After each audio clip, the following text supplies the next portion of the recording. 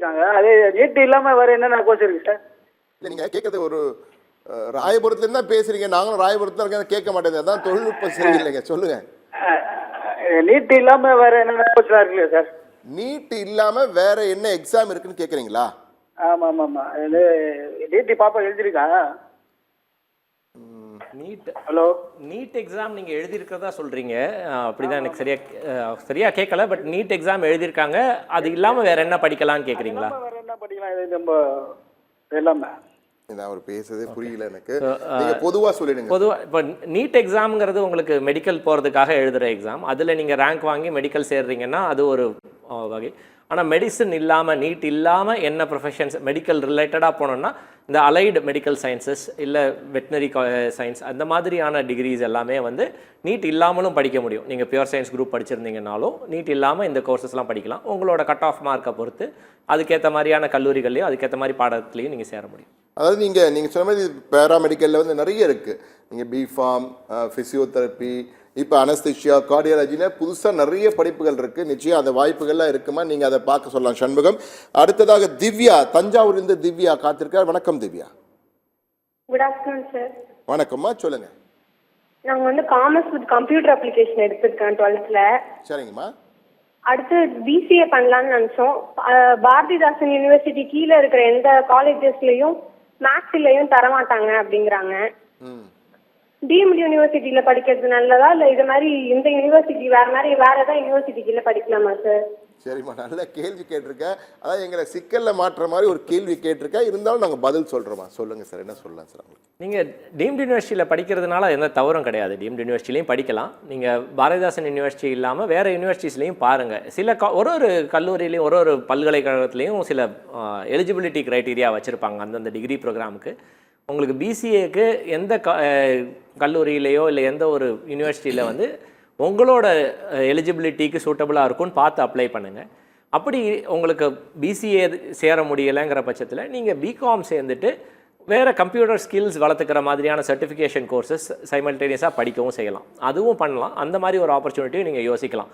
PCA உங்களுக்கு ஒரு வேலை போக முடியலைன்னா.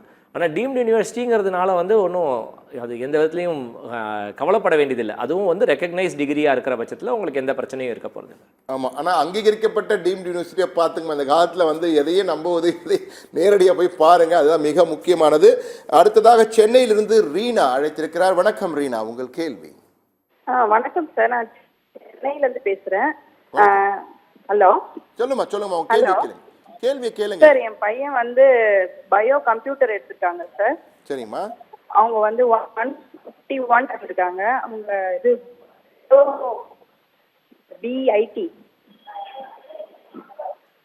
பயோடெக்னாலஜி. ஒன்று நீங்கள் கேள்வி கேளுங்க, இல்லை உங்கள் பையனை கேள்வி கேட்க சொல்லுங்க. உங்கள் பையனை கேள்விக்கு உங்கள் பையன்கிட்ட ஃபோனை கொடுங்கம்மா.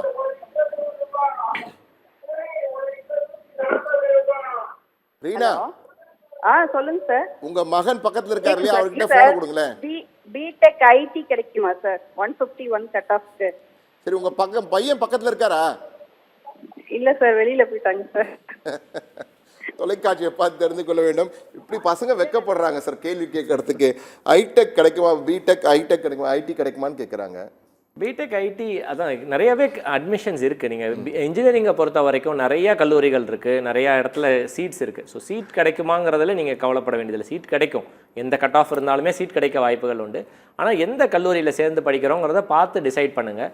நீங்கள் கல்லூரியில் சரியான பேராசிரியர்கள் இல்லைனாலோ இல்லை ஃபெசிலிட்டிஸ் இல்லைனாலோ சிக்கல்கள் வரும். அதனால் நல்ல கல்லூரியாக அந்த கல்லூரியில் நல்லா படிக்கிறாங்களான்னு அங்கே இருக்கிற ஏற்கனவே படிக்கிற மாணவர்களை கேட்டு தெரிஞ்சுக்கோங்க. இல்லை அங்கே கல்லூரியை போய் பாருங்கள், பார்த்துட்டு முடிவு பண்ணுங்கள். இல்லை நீங்கள் அந்த வீட்டு பக்கத்தில் இருக்கிற ஊர் பக்கத்தில் இருக்கிற கல்லூரியில் தான் சேரணுங்கிற மாதிரியான சிக்கல்கள் இருக்குன்னா, இது நீங்கள் சென்னையில் இருக்கீங்க, உங்களுக்கு நிறையவே ஆப்பர்ச்சுனிட்டிஸ் இருக்கும். பட் ஜென்ரலாக சொல்கிறேன், அந்த மாதிரியான கன்ஸ்ட்ரெயின்ஸ் இருக்கிற பட்சத்தில் நீங்கள் அங்கே சேர்க்குறீங்கன்னாலும் அடிஷ்னலாக எந்தாவது சர்டிஃபிகேஷன் கோர்சஸ் அந்த மாதிரி நம்ம கவர்மெண்ட்டில் இருந்துமே பண்ணுறாங்க. நம்ம தமிழ்நாடு கவர்மெண்ட் வந்து நான் முதல்வர் திட்டம் வச்சுருக்கு. நம்ம சென்ட்ரல் கவர்மெண்ட்டில் வந்து என்பிடெல் அப்படிங்கிற ஒரு சர்டிஃபிகேஷன், ஸ்வயம் என்பிடெல்ங்கிற சர்டிஃபிகேஷன் கோர்சஸ் இருக்குது. இது போக இந்த ஐஐடி மெட்ராஸ் மாதிரி ஐஐடிஸ்லேருந்து ஆஃபர் பண்ணுற டிகிரி ப்ரோக்ராம்ஸ், சர்டிஃபிகேஷன், டிப்ளமோ இதெல்லாம் இருக்குது. இதெல்லாம் சேர்ந்து படிக்கும்போது அங்கே கிடைக்காத சில வாய்ப்புகளை இது மூலமாக நீங்கள் சரி செய்து உங்களுக்கு வேலை வாய்ப்புகளை அதிகப்படுத்திக்கலாம். நிச்சயமா மிக சிறந்த ஒரு ஆலோசனை கொடுத்துருக்காரு ரீனா. உங்கள் மகளுக்கு சொல்லுங்க, உங்க பார்த்துட்டு தான் இருப்பார், பக்கத்துல இருந்து பார்த்துக்க சொல்லுங்க. அடுத்ததாக பத்மாவதி கடலூரிலிருந்து அழைத்திருக்கிறார். வணக்கம் பத்மாவதி. வணக்கம் சார். வணக்கம்மா. சார் 2 கேள்வி கேட்கணும் சார் எனக்கு. கேளுங்கம்மா. ஃபர்ஸ்ட் வந்து என்னோட பொண்ணு வந்து நீட்ல 409 மார்க் எடுத்திருக்காங்க சார். அதாவது அந்த கீ வச்சு செக் பண்ணதுல. இன்னொன்னு வந்து அவ வந்து விஐடி ஆந்திரால வந்து அந்த ஆன்லைன் கவுன்சிலிங் அப்ளை பண்ணலாம் அப்படின்னு சொல்லிட்டு வந்திருக்கு சார். இதுல எது சூஸ் பண்ணா அவளோட லைஃப் பெட்டரா இருக்கும் சார்? ரெண்டாவது ஆப்ஷன் நீங்கள் சொன்னது எனக்கு சரியாக கேட்கல. விஐடி சொன்னீங்களா? இல்ல விஐடி ஆந்திர பிரதேஷ்ல வந்து ஆன்லைன் கவுன்சிலிங்ல செலக்ட் ஆயிருக்காங்க சார். அந்த விஐடி எக்ஸாம் எழுதுறோம்ல சார், அதுலங்க சார். சென்னை வேலூர்ல வரல சார், ஆந்திர பிரதேஷ்ல தான் சார் வந்திருக்கு. ஆன்லைன் கவுன்சிலிங் அட்டெண்ட் பண்ணலாம் அப்படின்னு சொல்லிட்டு. Okay okay. Yes sir. இல்லை, நீங்கள் நீட் வந்து உங்களுக்கு மெடிக்கல் ப்ரொஃபஷன், நீங்கள் விஐடி ஆந்திராவில் போய் பண்ணுறீங்கன்னா அது உங்களுக்கு இன்ஜினியரிங்காக இருக்கும். ஸோ உங்களுக்கு எதில் இன்ட்ரெஸ்ட் இருக்குதுன்னு எனக்கு தெரியல, நீங்கள் அதுக்கேற்ற மாதிரி சூஸ் பண்ண வேண்டியிருக்கும். ஆனால் நீட் 409ங்கிற மார்க்கில் உங்களுக்கு கவர்மெண்ட் காலேஜஸ் கிடைக்கிறதுக்கான வாய்ப்புகள் ரொம்ப ரொம்ப கம்மி. நீங்கள் ப்ரைவேட் காலேஜஸில் இந்த எலிஜிபிலிட்டி வச்சு நீங்கள் அட்மிஷன் வாங்க முடியலாம், அது ட்ரை பண்ணி பார்க்கலாம். அது வேண்டாம் இல்லை அது முடியாதுங்கிற பட்சத்தில் நீங்கள் விஐடி எடுத்து படிக்கலாம். விஐடி ஒரு நல்ல கல்லூரி தான். அதில் ஆந்திராவாக இருந்தாலும் அங்கேயும் ஃபெசிலிட்டிஸ் இருக்கும். நீங்கள் கவுன்சிலிங் ட்ரை பண்ணி பாருங்கள், என்ன கிடைக்குது, அந்த கிடைக்கிற டிகிரி ப்ரோக்ராம் உங்கள் பொண்ணுக்கு இன்ட்ரெஸ்ட் இருக்காங்கிறத பொறுத்து டிசைட் பண்ணிக்கோங்க. நிச்சயமா.